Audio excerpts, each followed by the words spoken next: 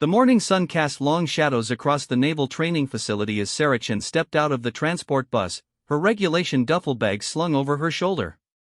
At 22, she stood barely 5 feet 3 inches tall, her slight frame making her appear even younger than her years. The crisp navy uniform hung loosely on her petite figure, and her black hair was pulled back in a regulation bun that somehow made her look more like a college student than a naval recruit. Around her, dozens of other new arrivals were gathering their belongings and forming loose groups. Most were men, their voices carrying the confidence that came with size and strength. Sarah noticed how they automatically gravitated toward each other, their conversations already turning to stories of high school football victories and weekend gym sessions. She adjusted her grip on her bag and took a deep breath of the salty air. The naval base stretched out before her like a small city, with buildings of various sizes scattered across perfectly maintained grounds. Flags snapped in the ocean breeze, and she could hear the distant sound of marching feet and shouted commands from training exercises already in progress. Well, what do we have here?" The voice came from behind her, dripping with amusement. Sarah turned to see a tall, broad-shouldered recruit approaching with two others flanking him like bodyguards. The speaker had the kind of confident swagger that suggested he was used to being the center of attention. "Name's Jake Morrison," he announced, looking Sarah up and down with barely concealed laughter. "Former quarterback at State University." "And you are?" "Sarah Chen," she replied quietly, her voice steady despite the knot forming in her stomach. Jake exchanged glances with his companions before letting out a loud laugh. "Sarah Chen? Sounds like someone who should be running a corner store, not trying to play soldier." The comment drew chuckles from several nearby recruits who had stopped to watch the exchange. Sarah felt her cheeks flush, but she kept her expression neutral. She had heard variations of this joke countless times throughout her life, and she had learned long ago that reacting only made things worse. "I'm here for the same reason you are," she said simply. "Really?" Jake stepped closer, his 6'2" frame towering over her. "Because I'm here to serve my country and protect freedom." "What's your reason? Looking for a career change from the family restaurant business?" More laughter erupted from the growing crowd of onlookers.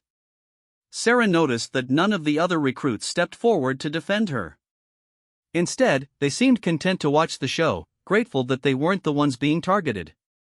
"That's enough, Morrison," came a sharp voice from across the courtyard. Everyone turned to see a stern-faced petty officer approaching, his uniform bearing multiple ribbons and insignia. The laughter died immediately as the recruits scrambled to look busy or important. "Everyone grab your gear and form up by Building 12, the petty officer barked. "Orientation starts in 10 minutes, and I guarantee you don't want to be late on your first day." As the crowd began to disperse, Jake leaned down towards Sarah's ear. "This isn't over, Chen. The Navy isn't a place for people like you. You'll wash out before the first week is over." Sarah watched him walk away with his entourage, their confident strides already marking them as the group others would want to join.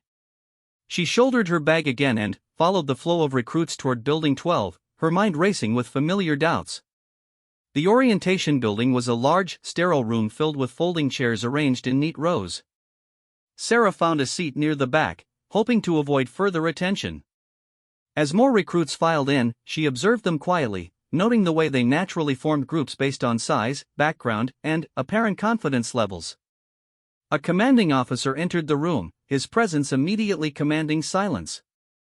He was a man in his 50s with graying hair and eyes that seemed to take in every detail of the room at once. "Welcome to Naval Station Great Lakes," he began, his voice carrying easily to every corner of the room. "You are here because you have chosen to serve your country, but choosing and succeeding are two very different things." He paused, allowing his gaze to sweep across the assembled recruits. "Over the next several weeks, you will be tested in ways you cannot imagine. Some of you will discover strengths you never knew you had. Others will discover that the military life is not for them. Both outcomes are perfectly acceptable, as long as you give your absolute best effort." Sarah straightened in her chair, feeling a spark of determination ignite in her chest. "You will be evaluated on physical fitness, mental toughness, technical aptitude, and leadership potential. Your background, your size, your previous experiences, none of that matters here. What matters is your willingness to push beyond your perceived limitations and work as part of a team. The officer's eyes seemed to find Sarah for a moment, though she couldn't be sure if it was intentional. Some of you may be surprised by who succeeds and who doesn't. The military has a way of revealing people's true character, often in ways that contradict first impressions. After the orientation, the recruits were divided into training groups and assigned to barracks. Sarah found herself in Group Delta, a mix of 20 recruits that included Jake Morrison and his growing circle of followers. As they were led to their temporary quarters, she could hear whispered conversations and stifled laughter whenever she passed. The barracks were spartanly furnished, with simple bunk beds and small lockers for personal belongings.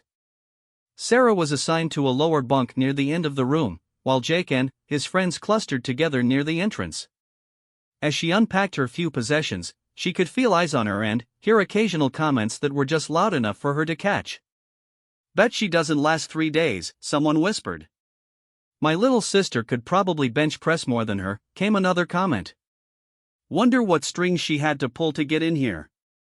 Sarah methodically arranged her belongings in her locker, focusing on the task at hand rather than the commentary around her. She had learned early in life that the best response to such treatment was to prove herself through actions rather than words. That evening, as the recruits gathered for their first group meal in the mess hall, the informal hierarchy that had begun forming during the day became even more apparent. Jake Morrison held court at a large table near the center of the room, regaling his audience with stories of his athletic achievements and predictions about the challenges ahead. Sarah sat alone at a smaller table near the window, methodically eating her meal while observing the social dynamics playing out around her. She noticed which recruits were natural leaders, which ones were followers, and which ones, like herself, seemed to prefer staying on the periphery. "Mind if I join you?" Sarah looked up to see a young woman about her own age standing with a tray of food. She had short brown hair and intelligent eyes, and, unlike many of the other recruits, she didn't seem to be trying to project an image of toughness or confidence. "Please," Sarah said, gesturing to the empty chair across from her. "I'm Amy Rodriguez," the woman said as she sat down. "I noticed you were flying solo over here." "Sarah Chen. And, yes, seems to be my natural state lately." Amy glanced over at Jake's table, where the laughter was getting louder and more boisterous. "Don't let those guys get to you. Half of them will probably be crying for their mothers by the end of next week." "What makes you say that?" "My dad was a Marine," Amy explained. "He always told me that the guys who talk the biggest game usually have the most to prove. The ones who succeed are often the ones you least expect." Sarah appreciated the gesture of friendship, even if she suspected Amy was just being kind. They ate in companionable silence for a while, watching the various groups of recruits navigate their first evening together. Later that night, as the lights went out in the barracks and the recruits settled into their bunks, Sarah lay awake staring at the ceiling. Around her, she could hear whispered conversations and the occasional snore, but her mind was too active for sleep. She thought about her family back home, her parents who ran a small accounting firm, not a restaurant as Jake had assumed, and her younger brother who was studying engineering at college. They had been surprised when she announced her decision to join the Navy, but they had supported her choice even though they didn't fully understand it.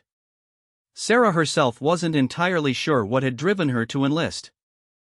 It wasn't family tradition, she was the first person in her family to join the military. It wasn't a lack of other options, she had graduated from college with a degree in computer science and several job offers waiting. Something deeper had called to her, a desire to test herself in ways that civilian life couldn't provide. The next morning began before dawn with the harsh sound of a whistle and shouted commands.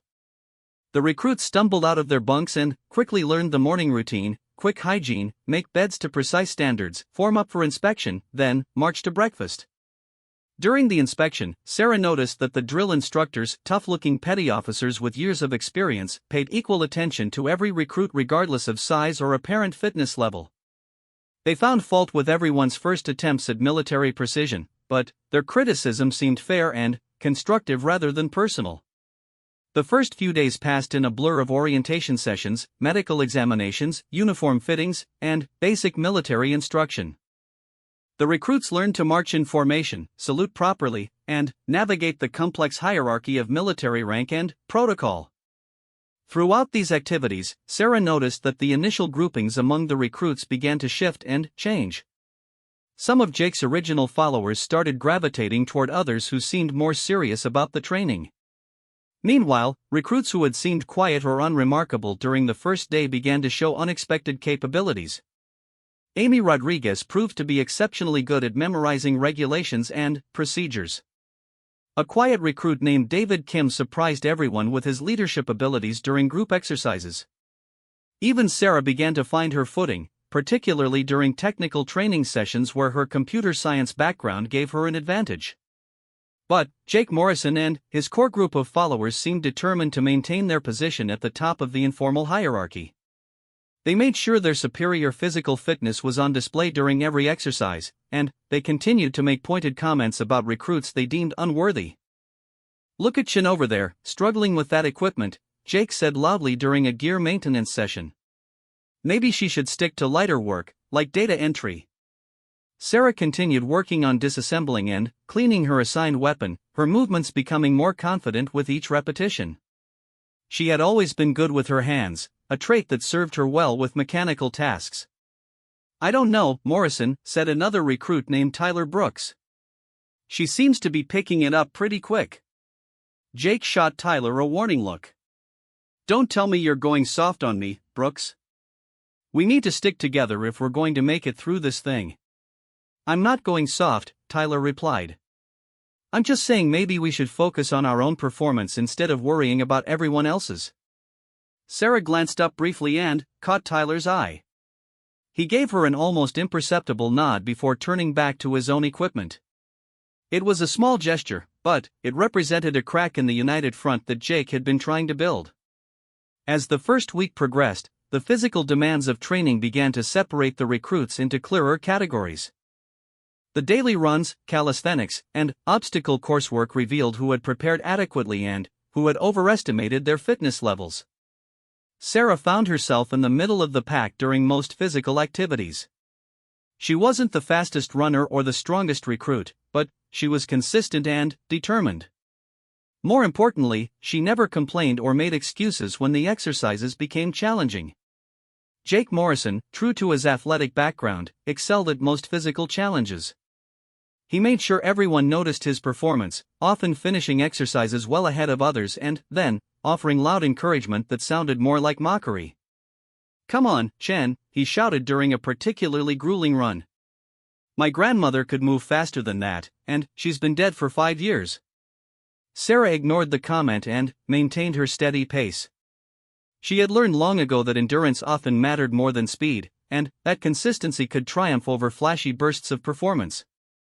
By the end of the first week, the initial excitement and nervousness of the new recruits had given way to a more sober understanding of what they had signed up for. The training was demanding, the schedule was relentless, and the pressure to perform was constant. Some recruits had already begun to struggle. A few had been counseled by the instructors about their fitness levels, others about their attitude or attention to detail. The reality of military life was setting in, and not everyone was adapting well. Sarah, however, felt herself growing stronger and more confident with each passing day.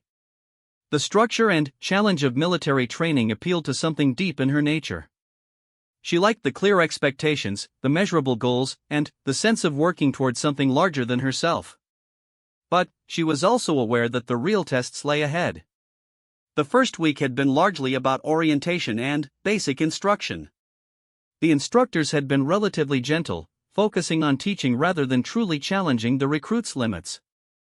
As she fell asleep at the end of that first week, Sarah knew that the coming days would reveal who among them had what it took to succeed in the Navy. She was determined to be one of those who proved their worth, regardless of what others expected from someone who looked like her. The whispered conversations around her bunk had grown quieter over the week, but they hadn't stopped entirely. She still caught the occasional comment about her appearance, her background, or her chances of success.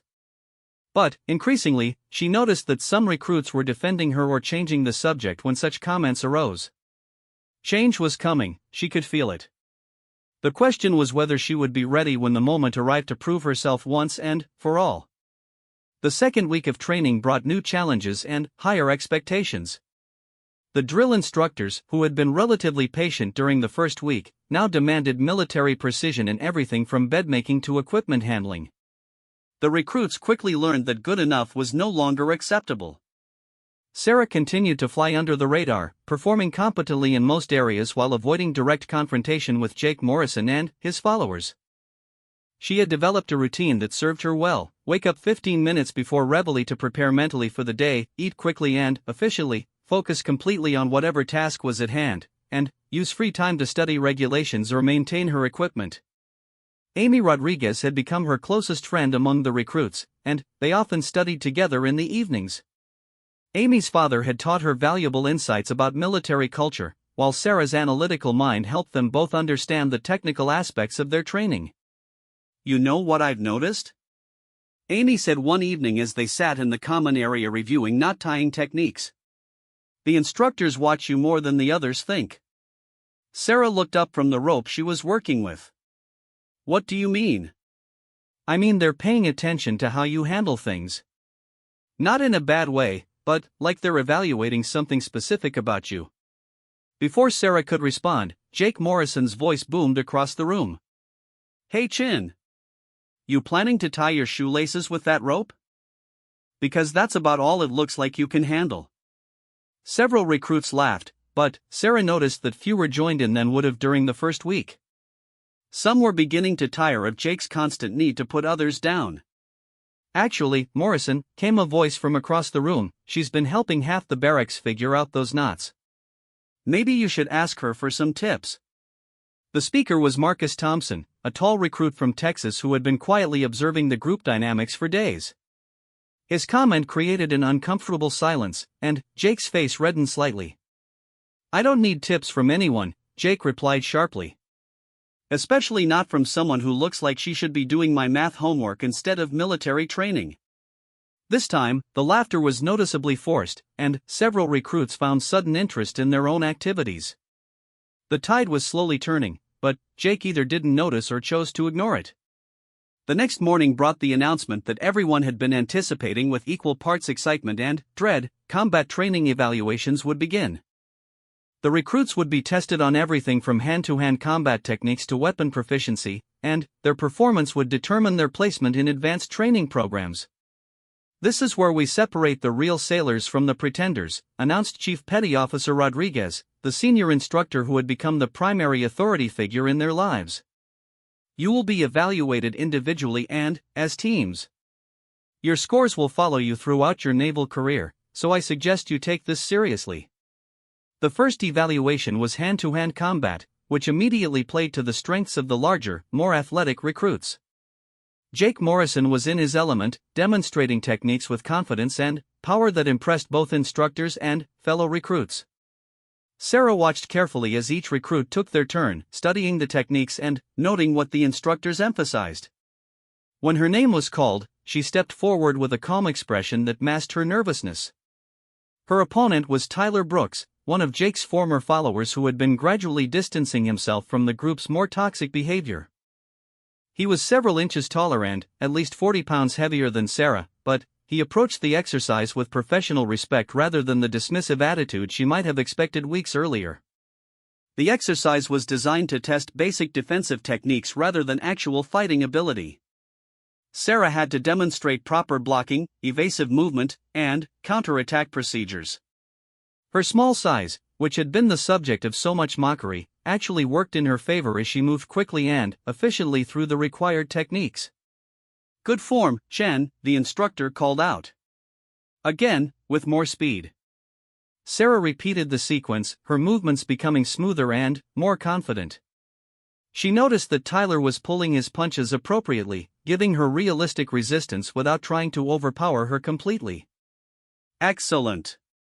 Brooks, increase pressure by 20%. This time, Tyler's attacks came faster and with more force. Sarah had to work harder to maintain her defensive posture, but she adapted quickly, using her speed and timing to compensate for her size disadvantage.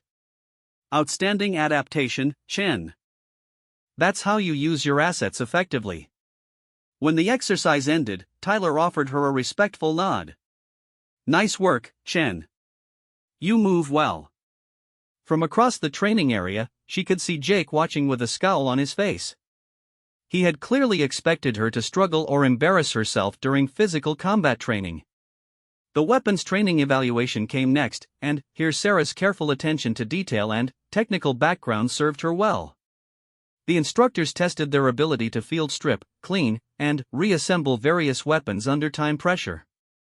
Sarah's hands moved with practiced precision as she worked through each weapon system.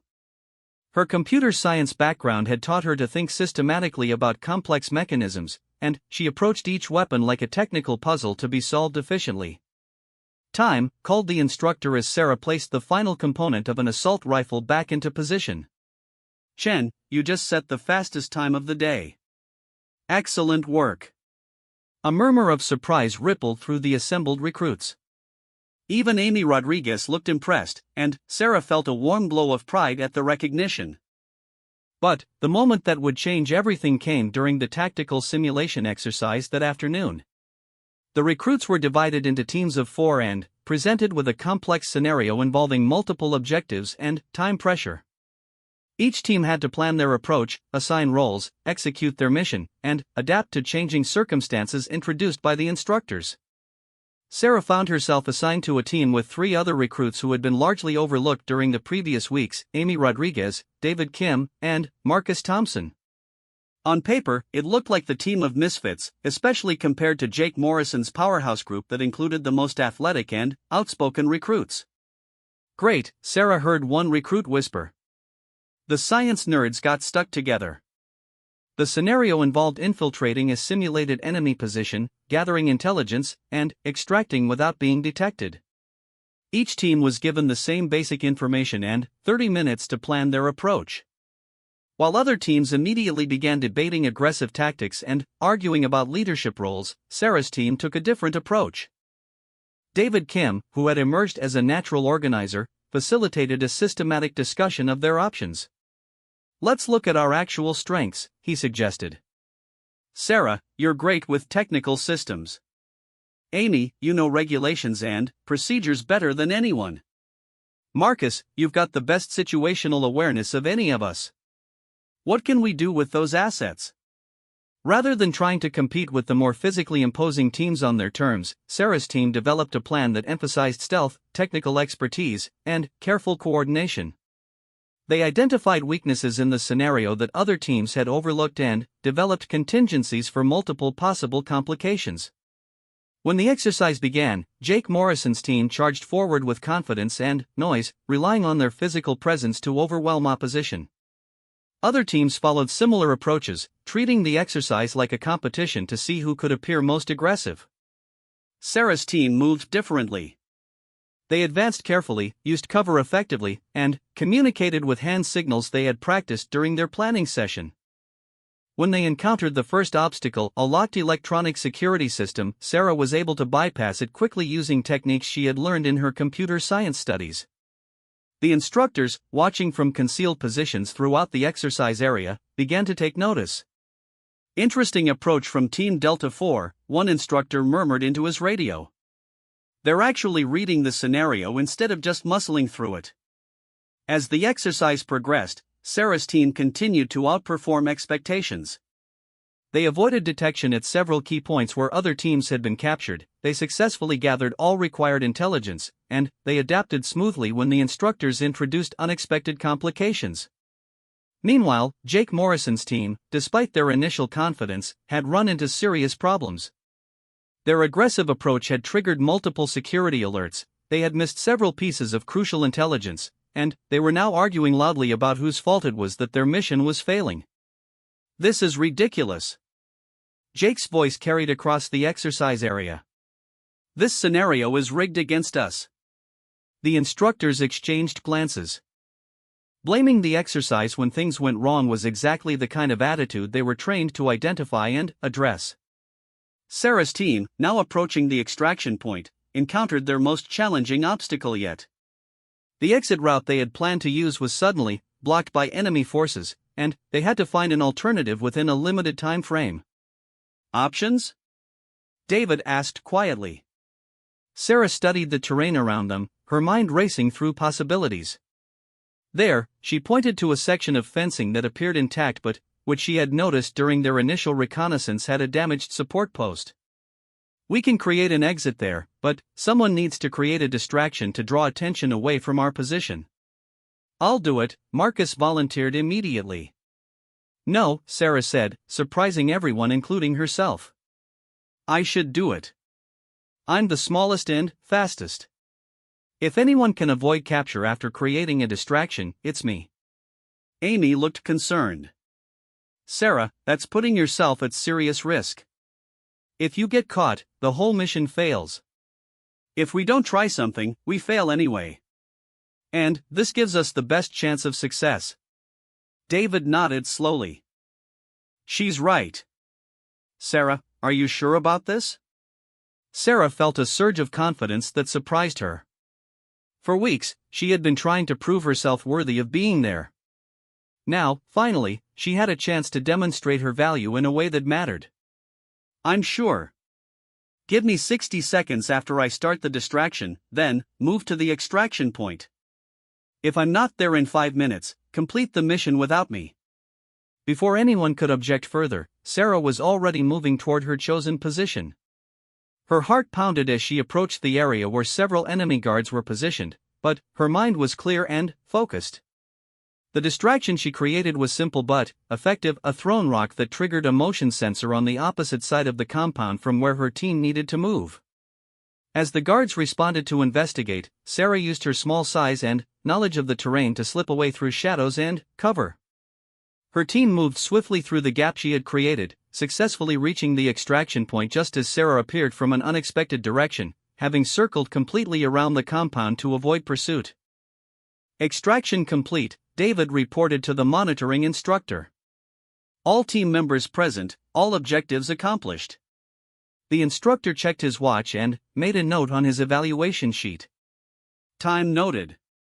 Excellent work, Team Delta 4. As the teams gathered for debriefing, the contrast in results was stark. Sarah's team had completed their mission flawlessly and within the time limit. Jake Morrison's team had failed to achieve most of their objectives and had lost 2 team members to capture. Several other teams had achieved partial success, but none had performed as well as the group that many had dismissed as unlikely to succeed. Chief Petty Officer Rodriguez stood before the assembled recruits with evaluation sheets in his hand. Today's exercise revealed something important about each of you. Some of you learned that physical strength and confidence mean nothing without tactical thinking and teamwork. Others discovered that you're capable of more than you realized when you work together effectively. His gaze moved across the group, lingering briefly on Jake Morrison's dejected team before settling on Sarah's group. Team Delta 4 demonstrated textbook tactical planning, adaptive problem solving, and selfless teamwork.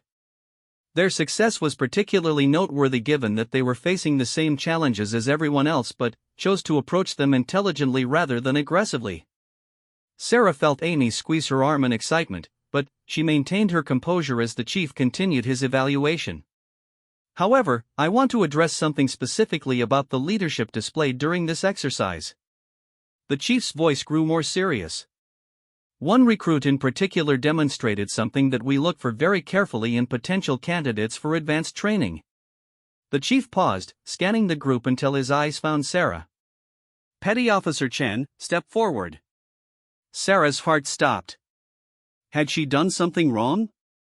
Had her distraction tactic been inappropriate? She could feel every eye in the group focused on her as she walked to the front of the formation. During today's exercise, you were faced with a critical decision point. Your team's mission was at risk, and success required someone to accept personal danger for the benefit of the group. Without hesitation, you volunteered for the most dangerous part of the operation. More importantly, when your teammates questioned the wisdom of your plan, you defended it with logical reasoning rather than emotional appeals. Sarah's mind was reeling. This was not what she had expected. That kind of decision-making, tactical awareness combined with personal courage and team-first thinking is exactly what we look for in candidates for our special operations programs. A murmur of surprise ran through the assembled recruits. Special operations programs were the elite units that most recruits only dreamed of being selected for. Furthermore, the chief continued, your execution of the distraction maneuver showed advanced understanding of terrain, timing, and enemy psychology. You didn't just throw a rock and run, you created a coordinated deception that maximized your team's chances of success while minimizing your own risk of capture. Sarah's face flushed with pride and disbelief. 3 weeks ago, she had been the subject of mockery and dismissed as unlikely to succeed. Now she was being publicly recognized for leadership and tactical excellence. All members of Team Delta 4 showed exceptional performance today, but Petty Officer Chen's leadership under pressure was particularly noteworthy. I will be recommending her for evaluation by our Special Operations Training Command. The silence that followed was deafening. Sarah could see the shock on faces throughout the group, but nowhere was it more apparent than on Jake Morrison's face.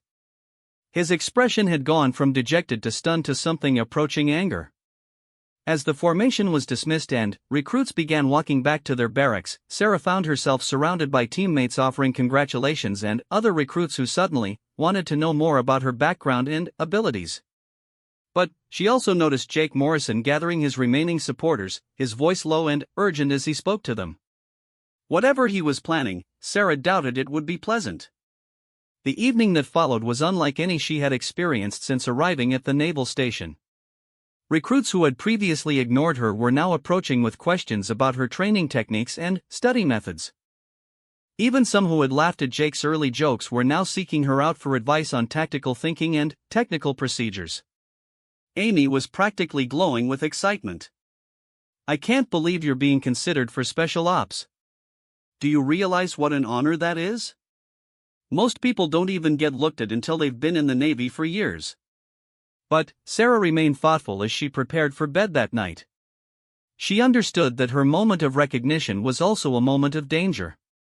She had upset the social order that had existed since their first day, and there would be consequences for that change. As she lay in her bunk, listening to the whispered conversations around her, now filled with respect rather than mockery, she thought about the long path that had brought her to this moment. Tomorrow would bring new challenges, and she suspected that Jake Morrison and his supporters would be looking for ways to prove that her success had been a fluke. But, for the first time since arriving at the naval station, Sarah felt truly confident in her ability to meet whatever challenges lay ahead. She had proven to herself and others that strength came in many forms, and that leadership was about more than size or volume. The real test, however, was still to come. The atmosphere in the barracks had shifted dramatically overnight. Where once there had been clear social divisions based on size and apparent toughness, now there was uncertainty about who really belonged at the top of the hierarchy. Sarah's recognition by Chief Petty Officer Rodriguez had sent shockwaves through the established order, and not everyone was handling the change well. Jake Morrison had spent much of the night in hushed conferences with his remaining supporters, and by morning it was clear that he had developed a plan to reassert his dominance. The opportunity came during the weekly combat readiness evaluation, a comprehensive test that would determine each recruit's placement in advanced training programs. Listen up, people, announced Chief Rodriguez as the recruits assembled in the main training facility. Today's evaluation covers everything you've learned over the past 3 weeks. Physical fitness, weapons proficiency, tactical thinking, leadership ability, and teamwork. Your scores today will determine not just your immediate training assignments, but your entire naval career trajectory. He paused to let the significance sink in. For those being considered for special programs, today's performance is especially critical. We need to see that your previous successes weren't just lucky moments, but representative of your true capabilities. Sarah felt the weight of expectation settling on her shoulders. Everyone would be watching to see if she could back up the praise she had received, and she knew that Jake Morrison would be looking for any opportunity to demonstrate her inadequacy. The first portion of the evaluation was individual physical fitness testing, push-ups, sit-ups, pull-ups, and a timed run. Sarah had improved significantly over the past 3 weeks, but she was still not in the same league as the naturally athletic recruits. Jake Morrison blazed through the exercises with obvious superiority, making sure his performance was visible to everyone present. When it came time for the pull-ups, he completed the maximum required number and, then, kept going, clearly showing off. "That's how it's done, people," he called out after completing 25 perfect pull-ups. "Some of us are here to set standards, not just meet them." Sarah completed her pull-ups steadily but, without fanfare, achieving a respectable score that met the requirements without breaking any records. She noticed that the evaluating instructors were more interested in her form and consistency than her raw numbers, making notes that suggested they were looking for different qualities than pure athletic ability. The weapons proficiency testing went much better for Sarah. Her steady hands and analytical approach to technical systems served her well, and she again posted one of the top scores of the day. But it was during the tactical scenario testing that the real drama began. This time, the recruits were randomly assigned to teams, and fate placed Sarah and Jake Morrison on the same squad. The irony was not lost on anyone present, and several instructors exchanged knowing glances as they announced the team compositions. The scenario was more complex than any they had faced before, a multi-objective mission requiring the team to split into smaller units, coordinate across distance, and adapt to rapidly changing circumstances. Most importantly, each team member would have to take leadership responsibility for different phases of the operation. As the teams gathered to plan their approaches, Jake immediately took charge of Sarah's squad. "All right, listen up," he announced with authority that brooked no argument. "I'll handle overall command and take point on the primary assault. Brooks, you're with me on the main objective. Rodriguez and Kim, you handle the secondary objective. Chen." He paused, looking at Sarah with barely concealed disdain. "Chen, you can handle communications and stay back with the gear. Try not to mess anything up." It was a transparent attempt to marginalize her role and prevent her from demonstrating leadership ability during the most important evaluation of their training. Sarah felt her temper flare, but she also recognized the tactical situation she was in. "Actually," she said calmly, "the scenario briefing indicates that the communications role requires active movement between objectives and real-time tactical decision-making. It's probably the most complex individual assignment." Jake's face darkened. "I'm the team leader here, Chen. You'll do what I assign you to do." "The scenario doesn't designate a team leader," David Kim interjected, consulting the written instructions. "It says leadership responsibilities rotate based on mission phases and individual expertise." "That's right," Amy Rodriguez added, her voice carrying new confidence. "We're supposed to work as equals, with whoever has the most relevant experience taking point for each objective." Jake's carefully laid plans were unraveling, and his frustration was becoming visible. "This isn't some college group project," he snapped. "This is military training, and military units need clear command structure." "You're absolutely right," Sarah agreed, surprising everyone. "Military units do need clear command structure. They also need leaders who can recognize and utilize each team member's strengths rather than trying to hog glory for themselves." The comment hit home, and Jake's face reddened with anger. But before he could respond, one of the evaluating instructors approached their group. "Team 7, you have 2 minutes remaining for planning. I suggest you finalize your approach and role assignments." Faced with the time pressure and the instructor's presence, Jake was forced to abandon his attempt to control the entire operation. The team quickly developed a more collaborative plan that played to each member's demonstrated strengths. The mission began with Jake leading the initial reconnaissance, and, to his credit, he performed well in that role. His athletic abilities and aggressive confidence were well suited to the fast-moving advance elements of the operation. But, as the scenario progressed and complications arose, the rotating leadership structure proved its value. David Kim's organizational skills were crucial during the coordination phase, Amy Rodriguez's knowledge of regulations prevented a critical procedural error, and Marcus Thompson's calm demeanor kept the team focused when equipment failures threatened to derail their timeline.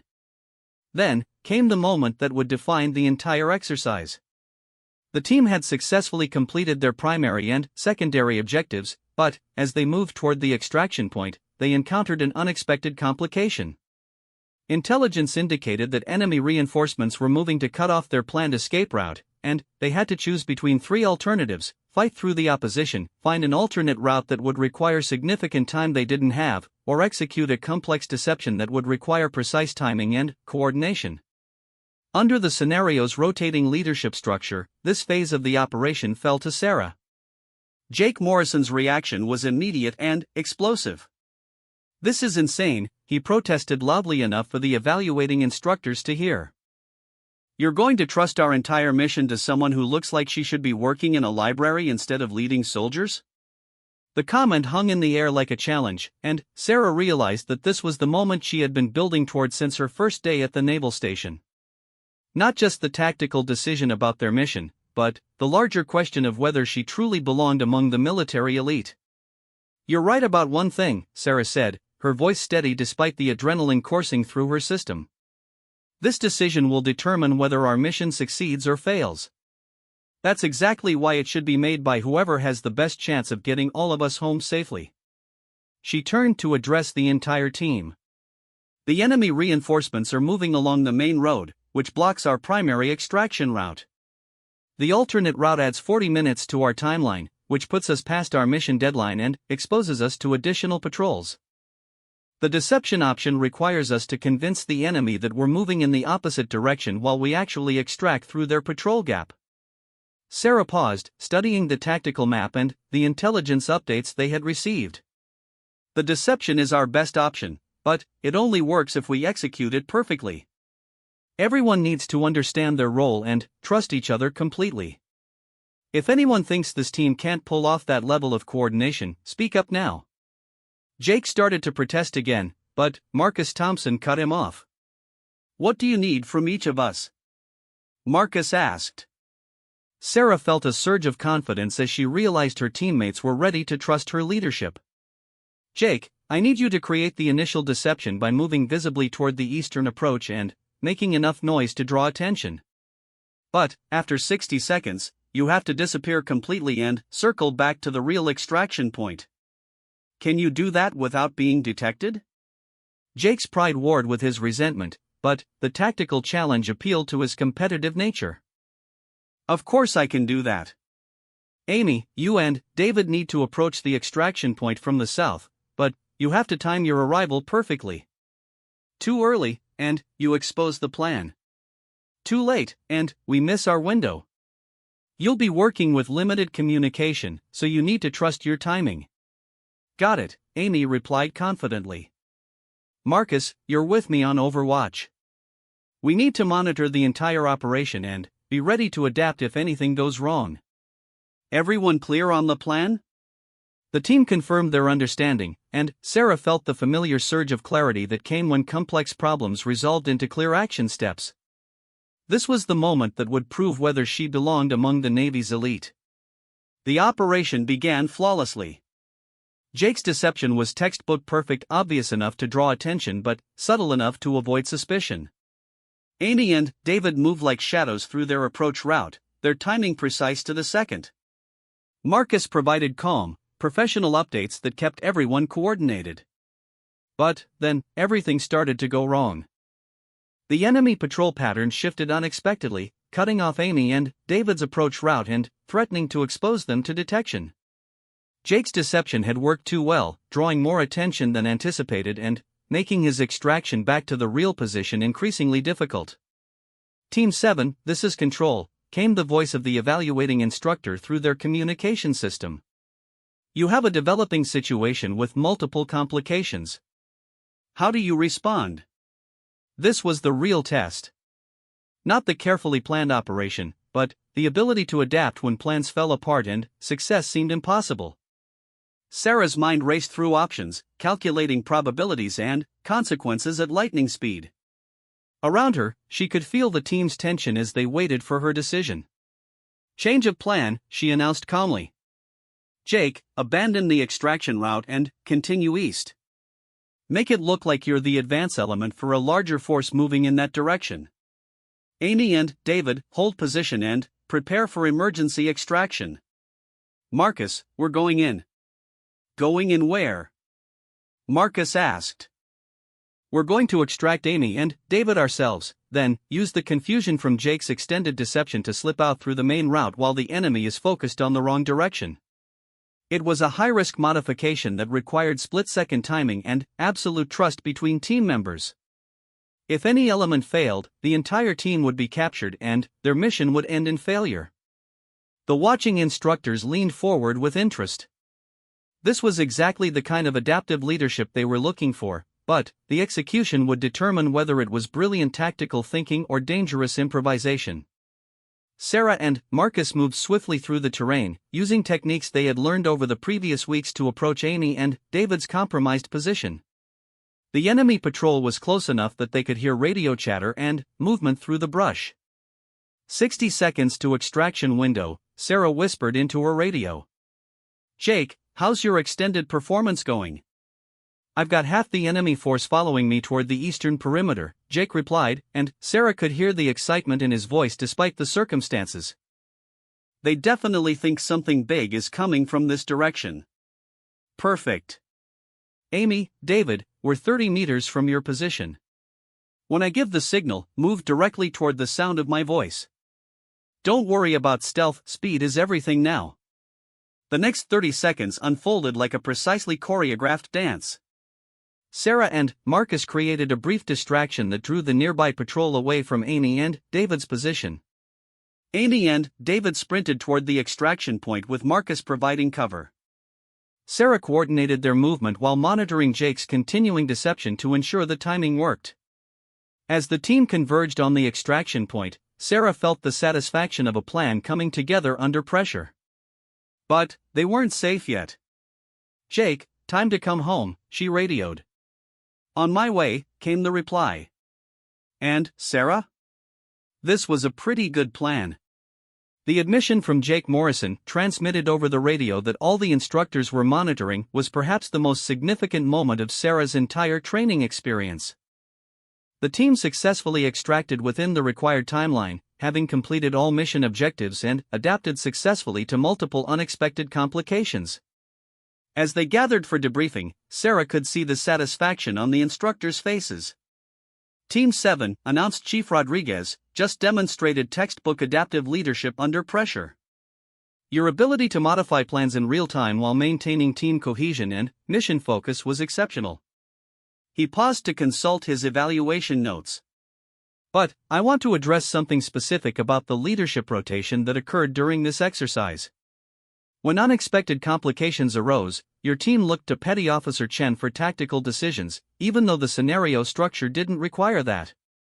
Why?" David Kim stepped forward to respond. "Because she demonstrated the best tactical thinking and kept everyone focused on mission success rather than individual performance.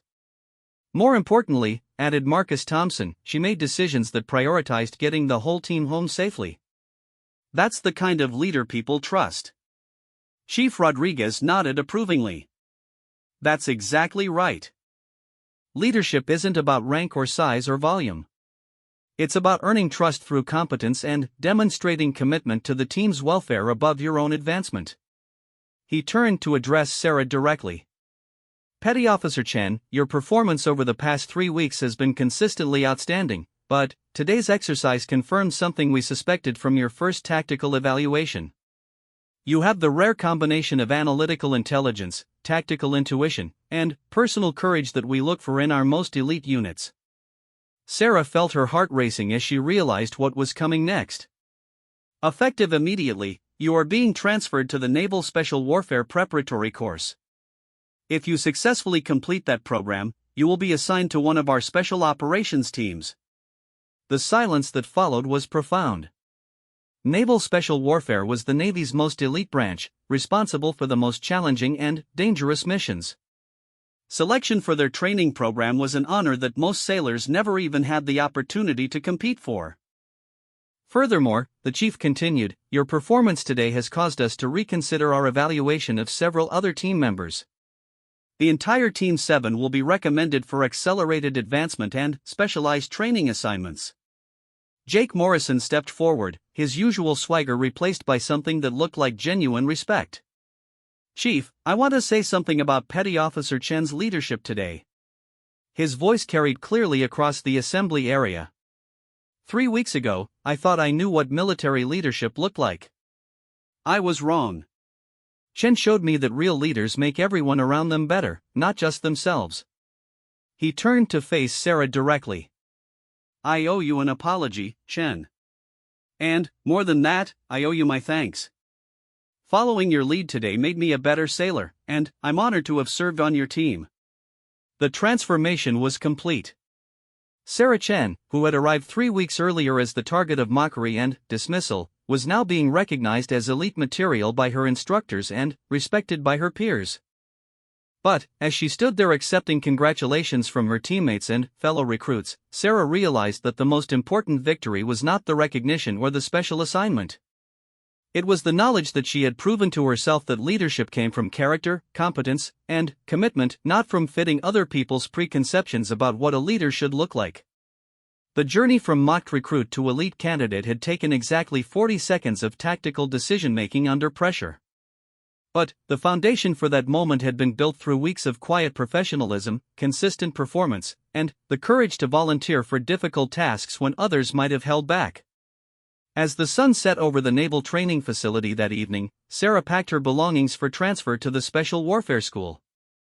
Amy Rodriguez, who would be heading to advanced technical training, helped her organize her gear. So what's next for the elite warrior?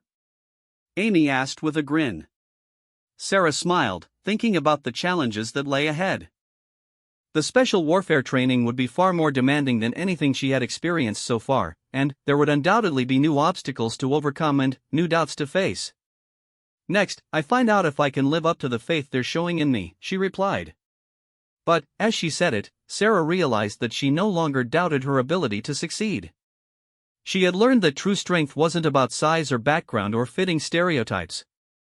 It was about rising to meet challenges, supporting your teammates, and never giving up on becoming the best version of yourself. The 40 seconds that had defined her moment of recognition were over, but the journey they had begun was just getting started. And Sarah Chen was ready for whatever came next. The final morning at the basic training facility was bittersweet. Friendships had been forged, lessons had been learned, and everyone was moving on to the next phase of their naval careers. But, before they departed, Chief Rodriguez gathered the entire company for one final address. Over the past 3 weeks, you have all learned important lessons about yourselves and about service. Some of you discovered strengths you didn't know you had. Others learned that success requires more than natural talent, it demands character, perseverance, and commitment to something larger than yourself. His gaze moved across the assembled recruits, pausing briefly on Sarah.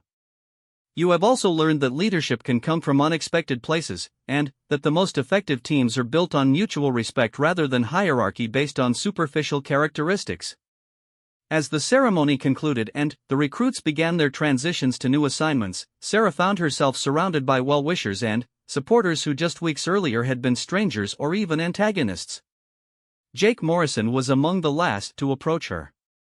Chen, he said, extending his hand for a firm handshake. I hope our paths cross again someday. I'd be honored to serve under your command. It was a remarkable transformation from the recruit who had once suggested she belonged in a restaurant rather than the military. As Sarah boarded the transport that would take her to her new training assignment, she reflected on the lesson she had learned about judging people by appearances and first impressions. The Navy had taught her the true measure of a person came not from how they looked or where they came from, but from how they performed when it mattered most. The vehicle pulled away from the training facility, carrying her toward new challenges and opportunities.